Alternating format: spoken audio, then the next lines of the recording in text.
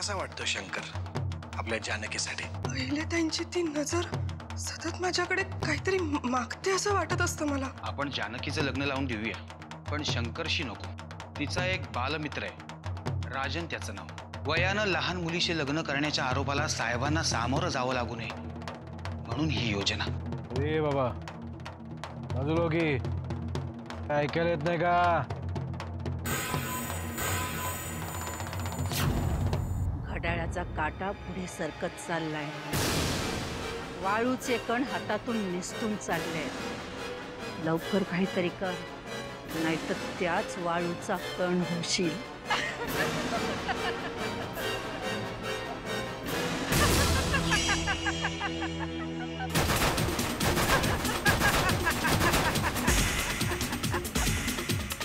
साहेब काय झालं?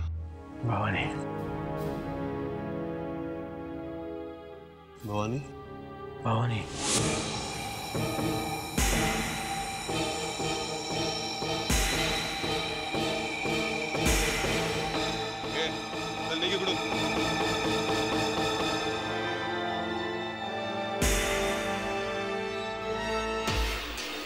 तुला माहितीये आत्याबाई साहेबांनी स्वतःहून राजनला बोलवून घेतलं आणि वाकणी साहेबांना सांगून चांगली नोकरी पण ठरवली आहे.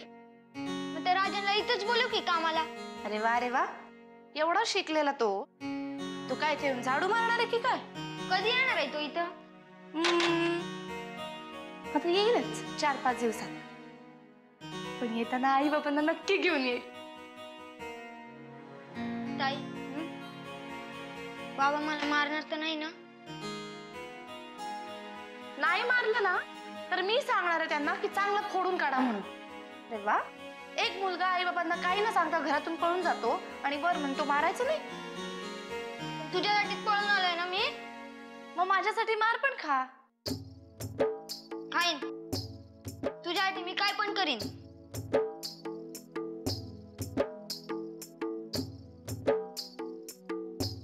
काय पण करशील? हो. येड्या, गंमत करत होते मी. उलट ना आई बाबा इकडे आले ना की आपण इथेच एक छोटस घर घ्यायचं. चौघांनी मिळून खूप कष्ट करायचे आणि चिक्कार पैसे कमवायचे. चिक्कार पैसे जमले ना की आपण तुझं लगीन करून टाकूया. हो, पण लग्न करायला एक मुलगा सुद्धा लागतो. मी मुलगा बघून ठेवलाय, लय भारी आहे. उगीच मोठ्या माणसांसारखं बोलू नको. अजून शेंबूड सुद्धा पुसतात नाही तुला. आता एवढ्या मोठ्या शहरात माझ्याशिवाय तुला आहे तरी कोण? म्हणूनच मी मुलगा बघून ठेवलाय. मग त्या नवऱ्या मुलीला सुद्धा कळू दे त्या नवऱ्या मुलाचं नाव. राजन. राजन ताई शेट्टी. जी फार चुरू चुरू चालायला लागली रे तुझी. मला माहितीये. एवढा फोन करता म्हणे राजन.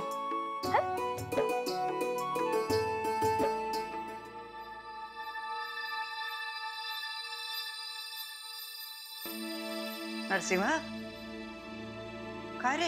अरे काय झालं? मी कितीही नाकारलं तरी माझा पिच्छाच सोडत नाही ती. ती कोणती? थांब, पाणी मागवते तुझ्यासाठी. नाही नको, पाणी नको. पाणी घेऊन तेच येईल कदाचित. नको पाणी मला. अरे भानावर ये, भानावर ये नरसिंह. भवानी माईला बघून भानावर आलोय मी. माझं मन मी कोणापाशी मोकळं करू शकत नाही. हातेबाई, हातेबाई, माझा मृत्यू अटळ आहे. अटळ आहे माझा मृत्यू. मी असेपर्यंत हे होऊ देणार नाही. कसं थांबवणार आहेस? कसा थांबवणार आहेस माझं लग्न करून? हसतील लोक, मला माझ्या भीतीची हेडलाईन करतील. नाही नाही. पण नरसिंह, नरसिंह, हे लग्न तुझ्या फायद्याचं आहे. प्राण गेला तरी मी हे लग्न करणार नाही. त्या मुलीशी तर अजिबात करणार नाही. असं अभद्र नको बोलू, नको असं अभद्र बोलू. तू चाल बरं, तुझ्या खोलीत झोपतोस? नाही. नाही, विश्रांती घे तू आधी. हा, मग बरं वाटेल तुला. मी एकटा नाही जाऊ शकत हातेबाई. बरं मी येते तुझ्या बरोबर. मी पोचवते तुला. चल, हा, शांत हो आधी तू. मला माझ्या बरोबर चला हातेबाई. येते ना. चल चल. अजिबात घाबरायचं नाही.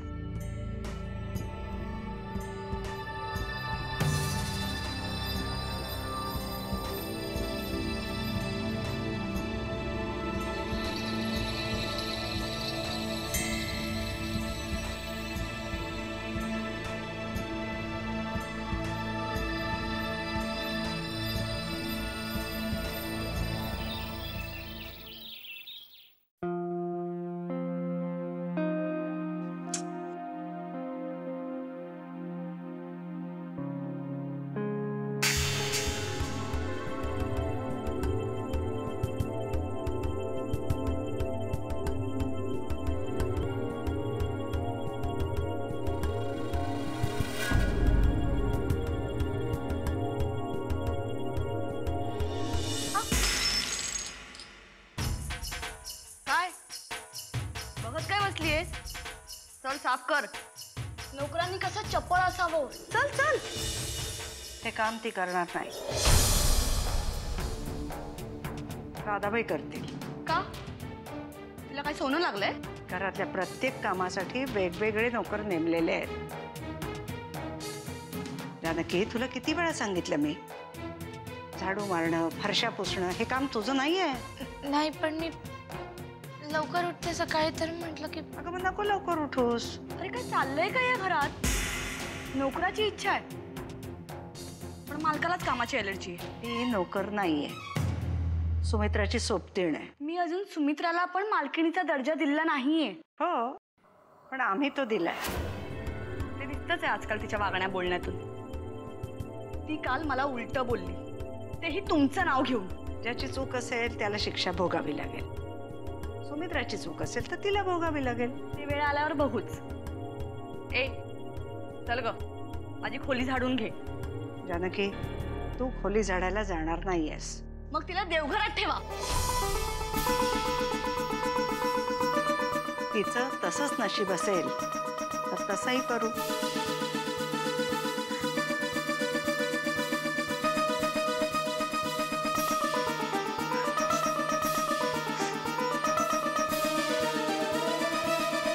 जानकी,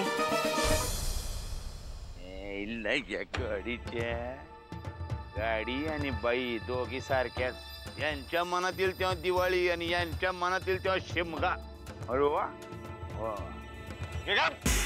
तोंड उघडून नकार घंटा वाजवायच्या आधी सांग वनिताबाई कुठे आहेत. वय मालक, अहो तुम्ही सांगितलेल्या पत्त्यावर मी जाऊन आलो, पण तिथं तोतापुरी आंबेवडं कुलूप होतं. अरे इकडे तिकडे गेली असेल, गावात चौकशी करायची. वय केली चौकशी मी, मग पण वनिता नावाची बाई त्या अख्ख्या गावातच नाहीये. वाकणीसनी पत्ता बित्ता तर कट नाही ना केला, मारली बिरली तर नाही ना. ना मला नाही वाटत वाकणीस त्या थराला जाईल म्हणून. आणि वाकणीसनी कुठल्या थराला जायचं हे आमच्या घरातून ठरते. वय पण थोरले मालक बी या थराला नाही जाणार. ये दादाची भलावणी केलीच ना तर मी कुठल्या थराला जाईन ते दाखवीन तुला.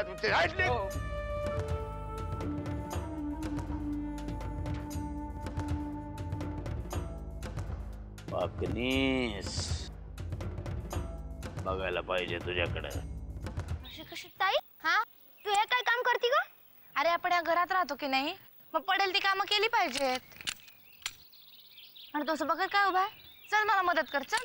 मी नाही काम करणार आहे. अरे वा रे वा शहाण्या, म्हणजे मी काम करायचं आणि तू बरं नुसतं बघायचं होय? आत्याबाई साहेबांनीच मला सांगितलंय काम करायचं नाही म्हणून. हा, काम करायचं नाही म्हणजे स्वतः आता जेवलेलं ताट सुद्धा उचलायचं नाही, असं होत नाही. मला शाळेत कधी घालणार आहे ताई? आता मला मदत केली तर उद्या तुम्हाला शाळेत घाल, मग मी तू सांगशील ते काम करीन. गाडी धुईन, घर झाडीन. अरे बाबा, गंमत करत होते मी. आत्याबाई साहेबांनी ऐकलं ना तर तुला शाळेत पाठवतील आणि मला घराबाहेर काढतील. नुसतं बसून पण कंटाळा आलाय. असं वाटतं कुणीतरी काम द्यावं, मग ते काम काय बी असो. आता मला मदत कर म्हणते तर होत नाही तुझ्याच्याने. तू नुसती सांगतेस, नंतर करायला गेलो की थांबवतेस. मीच लाडावून ठेवलंय तुला, बाकी काही नाही. माझं लग्न झाल्यावर मग काय करशील? तुझं लग्न झाल्यावर तू कशाला? राजन दादा आहे की माझं लाड करायला. राजन राजन करायला लागले रे टोणे तुझे. राजन,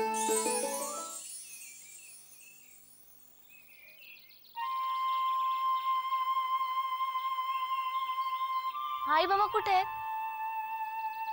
ना आले. नाही आले म्हणजे कुठे ते कळलं तर असेल ना. नाही. गणाने सांगितलेल्या पत्त्यावर शोधलंस का? हा, तो मुकादम भेटला मला, पण त्याला माहित नाही कुठे गेले ते. अशी कशी दोन माणसं अचानक गायब होऊ शकतात? सापडतील ग. कदाचित माझेच प्रयत्न कमी पडले असतील. मी एक काम करतो, मी पुन्हा सोलापूरला जातो आणि राजन, त्यांचं काही बरं वाईट झालं असेल तर सांगून टाक बाबा. उगीच खोट्या आशेला लावू नको. जानकी अगं काही काय बोलतेस? अगं गण्याचा तरी विचार कर.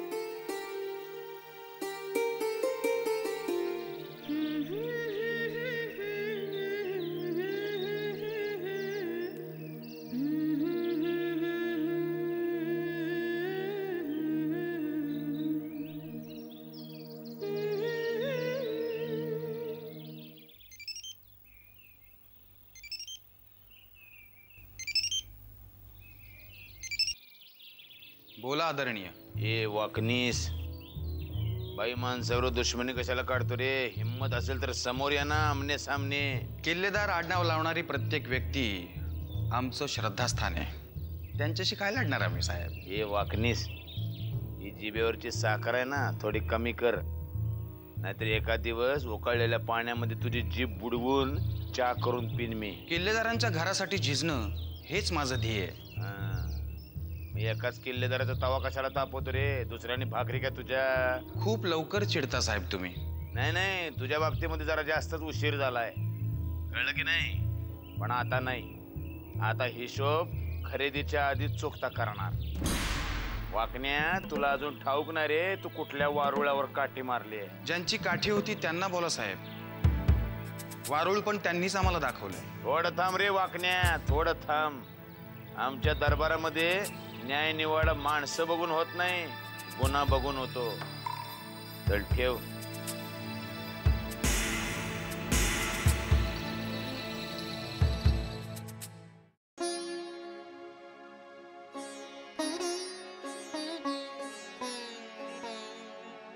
आणलं बोलवून राजनला. तर आता पुढची 5 मिनिटं तू काही बोलायचं नाहीस. मी मुलाखत घेणार आहे तुझ्या मित्राची. घ्या की, सगळी तयारी करून आलाय तू. तू जर गप्प बसशील तर ना. चुकलं बोल ना काहीतरी. शिक्षण काय झालंय तुझं? BA झालाय, ते पण नंबरात. चुकलं का? घरी कोण कोण असतं? मी आणि आई, आम्ही दोघंच असतो. नोकरीसाठी कुठे कुठे हिंडलास? अख्खी मुंबई पालती घातली. आता तुला पायपीट करायची काही गरज नाहीये. वाकनीसांशी बोललीये मी, ते बोलतील तुझ्याशी. तुमचे खूप उपकार होतील माझ्यावर. मी हे आयुष्यभर विसरू शकत नाही. अरे, उपकारांची आठवण ठेवण्यापेक्षा दिलेलं काम मन लावून कर. आणि हो, मला असं कळलं की तुझी आई आजारी असते. कॅन्सर झालंय तिला. अरे पण मग असं घाबरून कसं चालेल? योग्य उपचार केले तर होईल सगळं व्यवस्थित. चांगल्या हॉस्पिटलमध्ये खूप जास्त पैसे मागतात. पण आता तू नोकरीला लागल्यावर मिळवशील ना पैसे. आणखी एक गोष्ट लक्षात ठेवायची, कुठलाही प्रश्न डोळे गाळून सुटत नाही, त्याच्यासाठी कष्ट करायला लागतात. तेव्हा कष्ट करायची तयारी पाहिजे. तर डोळे पुस की, सांगितलं ना त्यांनी. तासभर तू सुद्धा रडतच होतीस ना? तिला काय झालं रडायला? मी सोलापूरला गेलो होतो तिच्या आई वडिलांना शोधायला, पण ते नव्हते तिथे आणि कुणालाच माहित नाही कुठे गेलेत ते.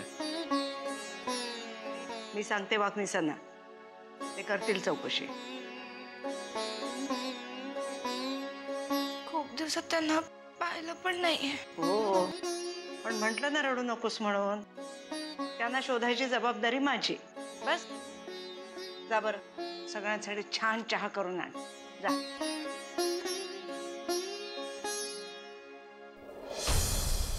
वाकनीस,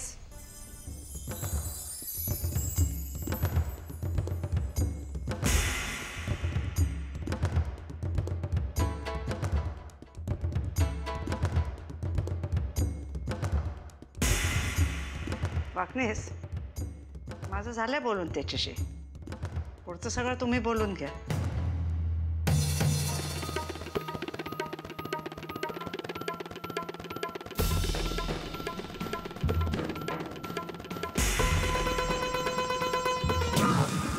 मालक बास की आता हो मालक.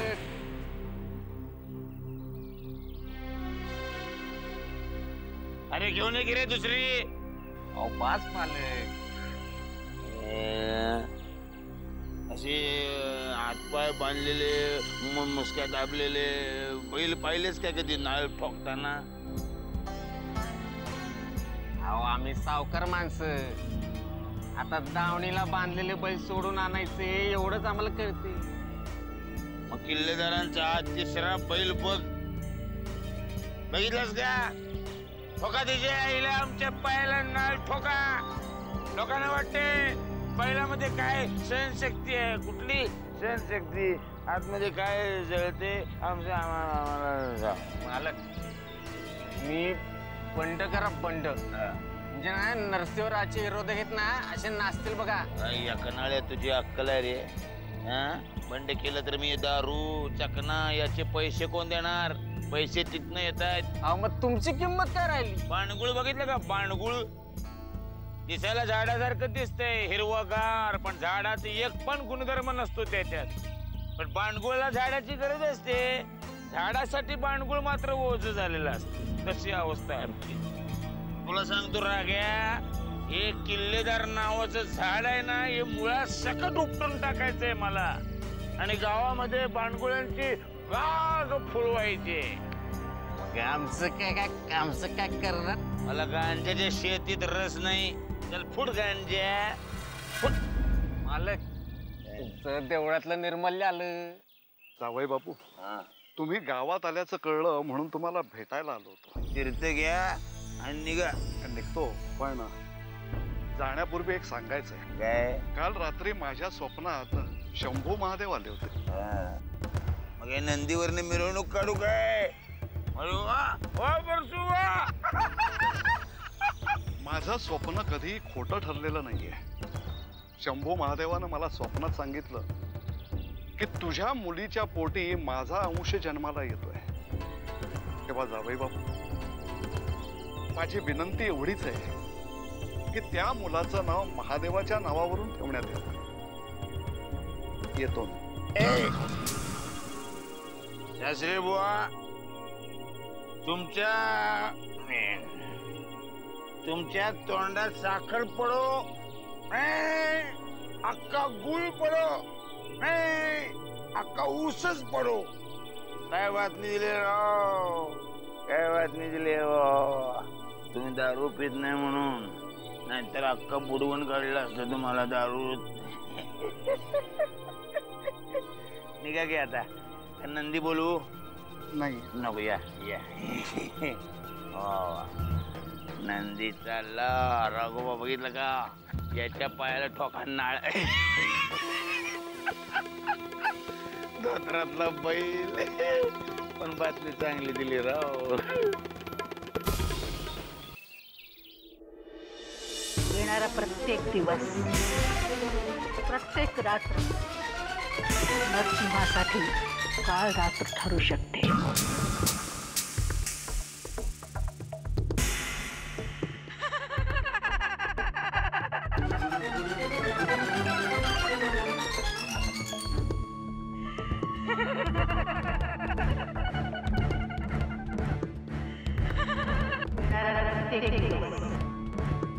प्रत्येक नरसिंहासाठी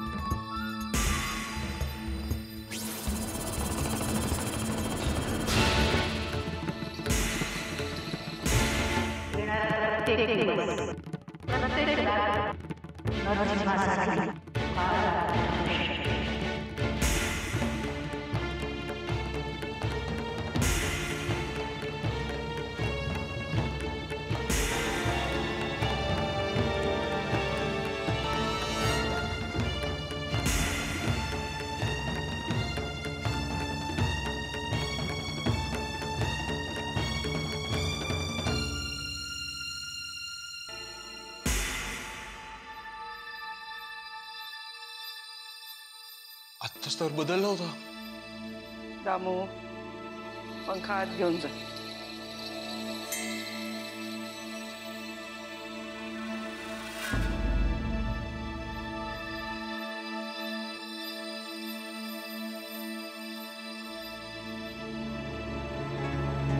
उठ बाळा, उठ.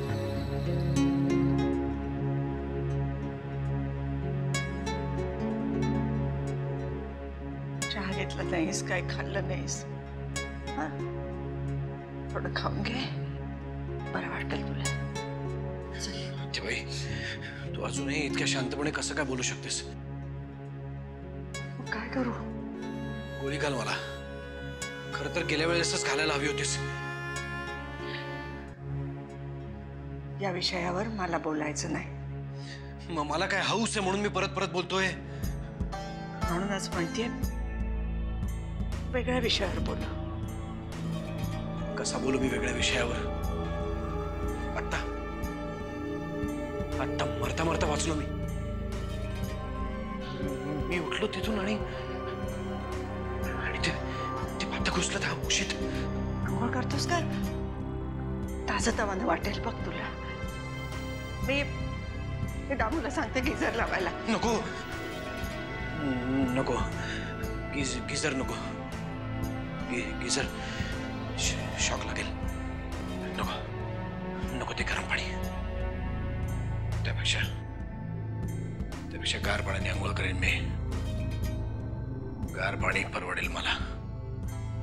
नको, शॉक लागण्यापेक्षा थंडीने कुडकुडल्याच रचेल.